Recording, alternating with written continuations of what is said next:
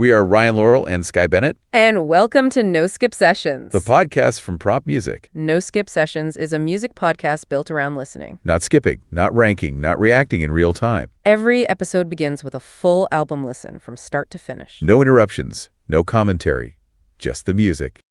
Only after the last track ends, the conversation starts. This is not a review show. It's a response to the experience of an album. We listen for structure, intention, and sound design. We listen for emotion, atmosphere, and what stays with us. Genres are not the focus. Intent is. And in this session, we are talking about Failed disc error. the new album from Crash Protocol.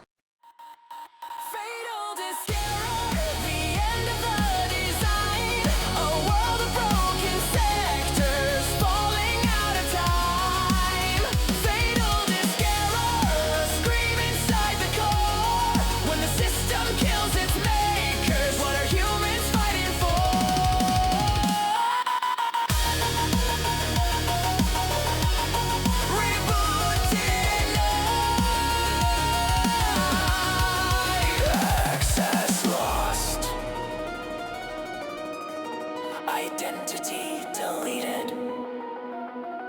System offline.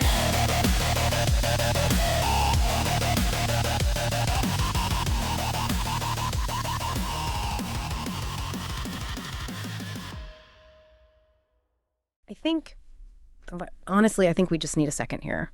Yeah. Just to let the room settle. I agree. That silence right now feels incredibly heavy. It does. It's weird. Usually when we finish listening to something for a deep dive, I'm buzzing, ready to jump in. I've got my notes. I've got the energy. Right.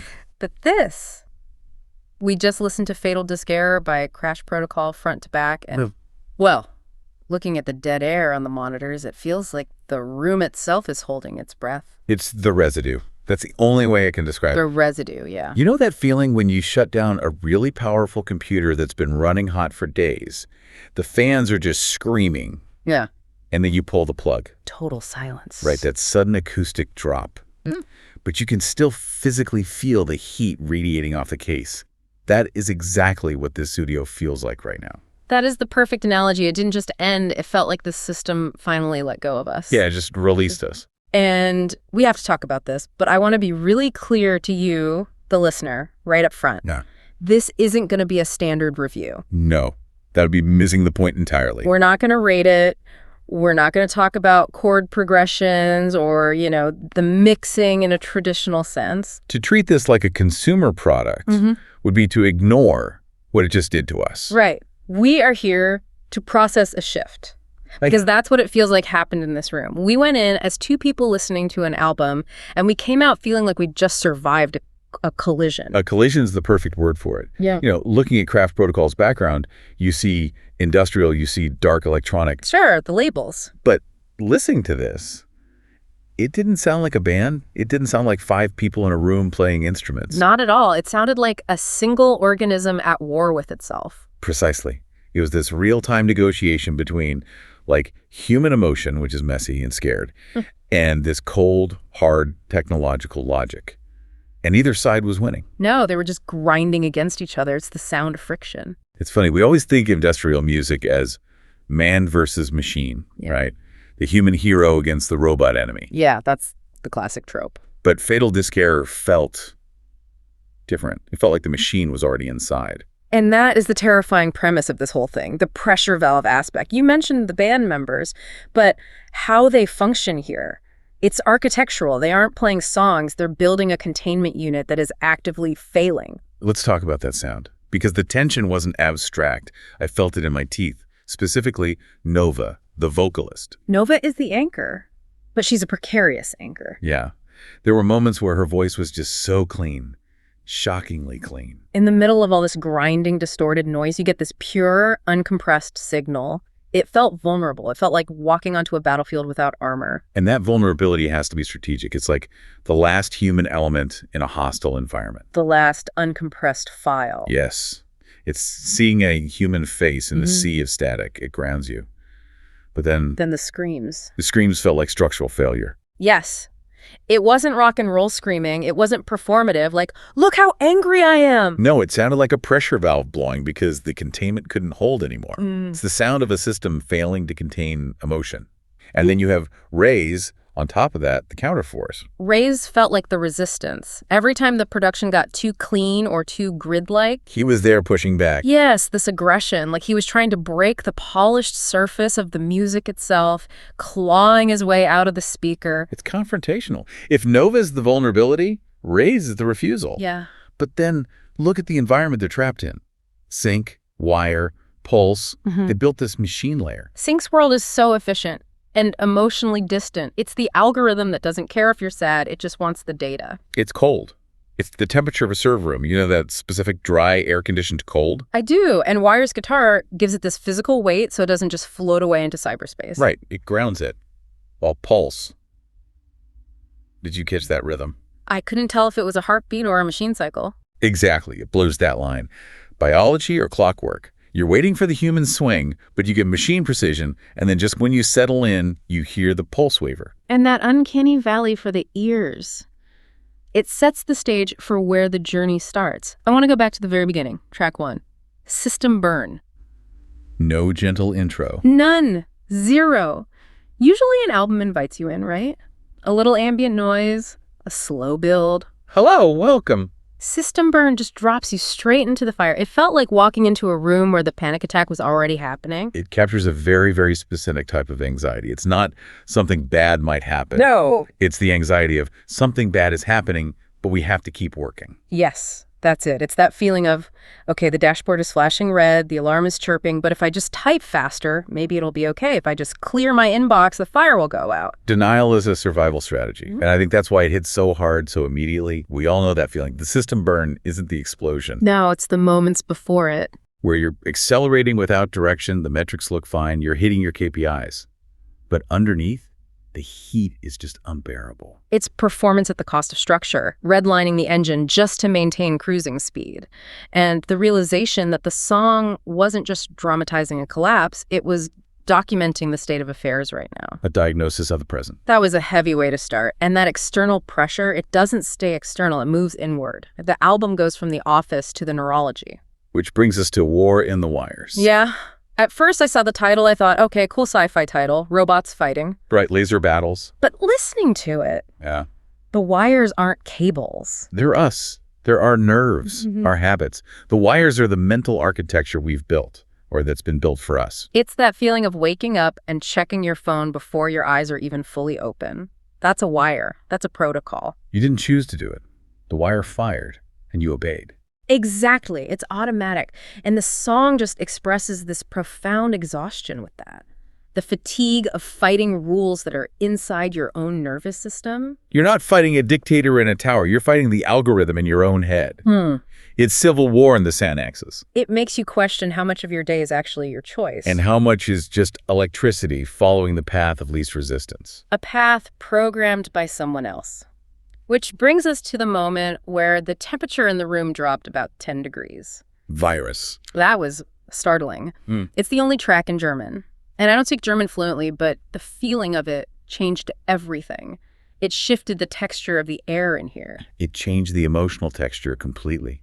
German, in this context, and especially in the history of industrial music, it brings a sense of authority. It sounds rigid, institutional. It feels like structure. It sounded like orders being given, or a manual being read over a loudspeaker in a concrete room. And it resonates with that history, of course, the classic German industrial acts. But it wasn't just for style points here. No, it was used to signify a shift in control. Yeah. And the lyrics, or at least the translation of them, it wasn't about a virus destroying the computer. Right. It wasn't deleting files or crashing the hard drive. No, and that's the scary part.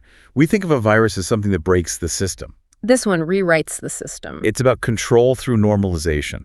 That concept gave me chills. The idea that the most dangerous invader isn't the one kicking down the door. It's the one that walks in quietly and updates your operating system so you start to think differently. Think about it in our lives. Hustle culture, productivity ideals, algorithmic thinking, where we tailor our thoughts to what will be liked. They enter our minds quietly. We don't fight them because they don't look like enemies. We absorb them. Yeah. The virus reframes reality. This is normal. Being exhausted is normal. Being constantly connected is normal. And by the time you realize you're infected, the infection feels like your personality. Oh, that's horrifying. I'm not stressed. This is just who I am now. Exactly. The virus becomes the host. So the German language was like the voice of the new operating system. Official. Bureaucratic. Resistance is futile, not because you'll be shot, but because you'll be updated. It wasn't a warning, it was a protocol update. Man. Okay, so we've internalized the machine, it's in our heads, and now the album takes that and applies it to the body. This is where it got really visceral for me. Synthetic blood. Yeah. We move from psychology to physiology. The imagery there is so clinical, it's cold. Fluorescent lights humming in a hospital hallway. It's the idea of survival versus living. Yes. The song presents this image of life continuing, but through substitutes. You're getting nutrients, but you're not eating a meal. You're communicating, but you're not connecting. It's the melancholy of endurance replacing vitality. Keeping the lights on, but no one is home. It's just functioning. And it's asking, what happens when those artificial solutions become permanent? When we start fixing the problem, the burnout, the loneliness, and just patch it with something synthetic. A pill, a distraction, a simulation. It reminded me of how we treat our energy levels.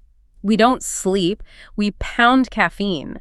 We substitute the chemical for the actual rest. We were swapping a biological need for a synthetic patch over and over. And then immediately after that, be on the skin. And that felt like a direct attack on, well, on me, on us, on everyone who has a smartwatch strapped to their wrist right now. It's the quantification of the self. Beyond the skin stops treating the body as a home you live in. And starts treating it as an interface. An interface to be optimized, to be tweaked. The skin isn't a boundary anymore. It's a surface to measure. How's my sleep score? What's my heart rate variability? How optimized am I today? The song argues that identity itself is becoming a project. We're trying to improve the user experience of our own bodies instead of just inhabiting them. It's so disturbing because it's so familiar. We talk about hacking our bodies, upgrading our mindset. We use computer terminology for our own biology. And this track just holds a mirror up to that and says, you're turning yourself into a product. You're A/B testing your own life. And the scary part is, we think that's good. We think that's progress. Until you realize that efficiency isn't the goal of a human life. Experience is. And that leads to the calmest and maybe the creepiest part of the album, the philosophical center. Control is a lie. The energy shifted there. The anger just dropped away. The grinding gears stopped for a moment. It got quiet, unsettlingly quiet, like the eye of the storm. Because it's the moment of realization, the epiphany that all the anger was misplaced because the control we thought we were fighting for. It never really existed, or at least not in the way we thought. The idea that decision-making is being replaced by selection, that really stuck with me. Can you expand on that distinction? It's a profound distinction. Making a decision implies autonomy. It implies creating a path. I'll go this way. Okay. Selection implies choosing from a pre-approved list provided by the system. Would you like option A or option B? We feel free because we get to choose. But we forget that someone else defined the options. Exactly. Freedom is being replaced by convenience. And the song suggests that safety and autonomy are just narratives to keep the system efficient. If we think we're in control, we're more productive. If we realized we were just selecting from a menu, we might riot. Or just stop playing. So once you realize control is a lie, you have to make a choice. You can't just keep selecting. And that brings us to refuse the update. I loved the energy of this track because it wasn't nostalgia. No, it wasn't saying, let's go back to the 70s and live in the woods. It felt very modern. It felt like a deliberate present-day act of defiance. Like a hacker saying, no, it's a protective refusal. Looking at the update, the new tech, the new expectation, and saying, no, I am incompatible with this. It's choosing to remain human in a system that wants you to be a processor. Choosing not to optimize away your vulnerability. It's saying my slowness is a feature, not a bug. That's a great way to put it. But, and this is why I respect this album so much, it doesn't pretend that choice is easy. No. It doesn't say, just throw away your phone and you'll be happy. Because right after we refuse the update, we fall into no signal left. And that was lonely. It was terrifying. It's the terror of silence. We talk a big game about disconnecting. Oh, I'm going on a digital detox.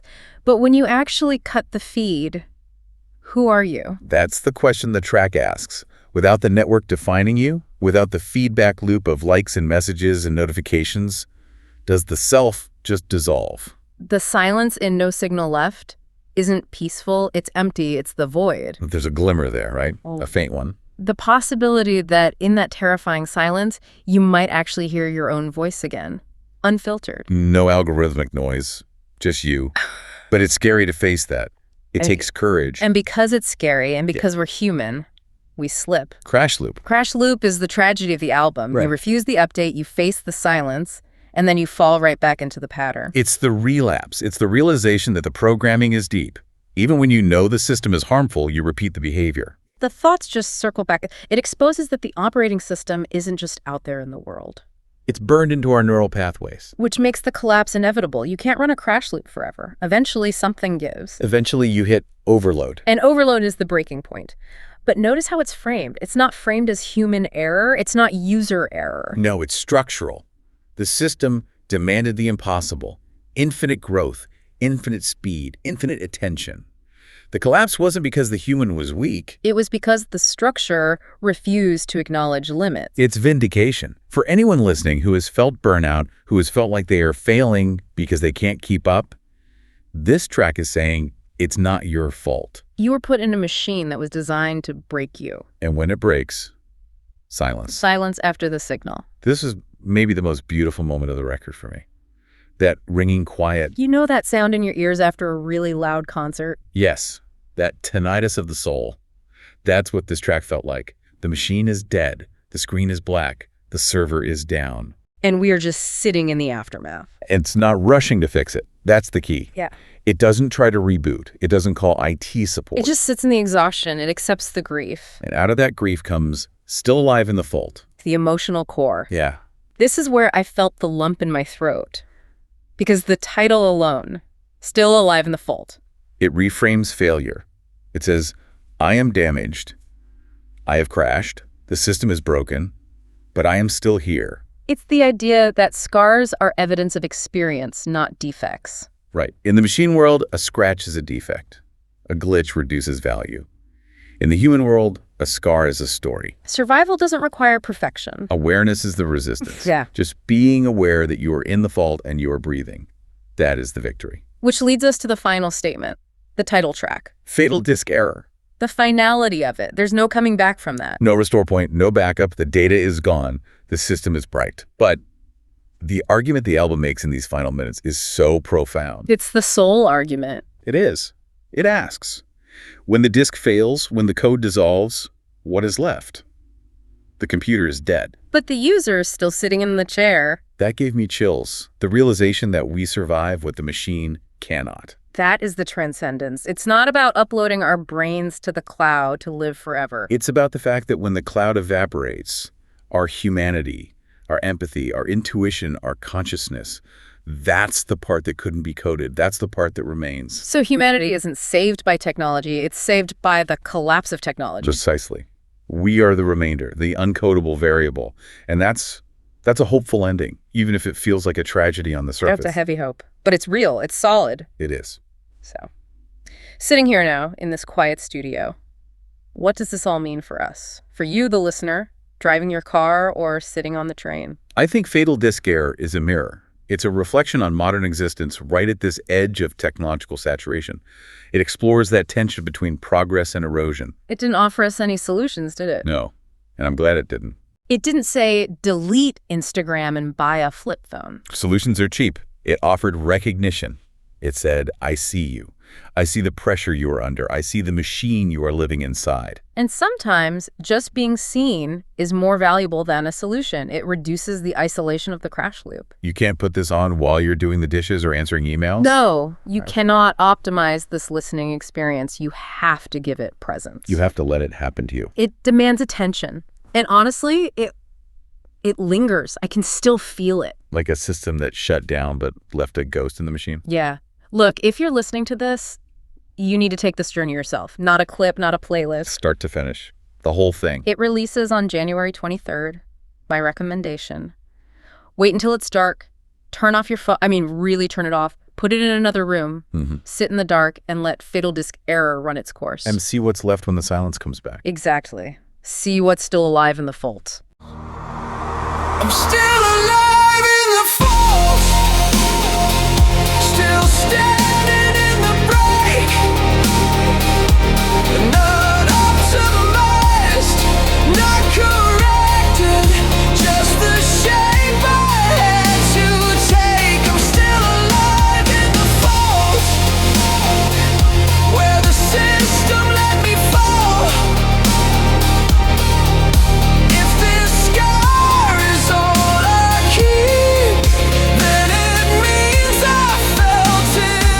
Sessions is recorded in a studio environment. Calm, focused, and unhurried. There are no scores, no verdicts. Only the conversation after the music. No skip sessions as part of prompt music production. Music as an experience, not as content.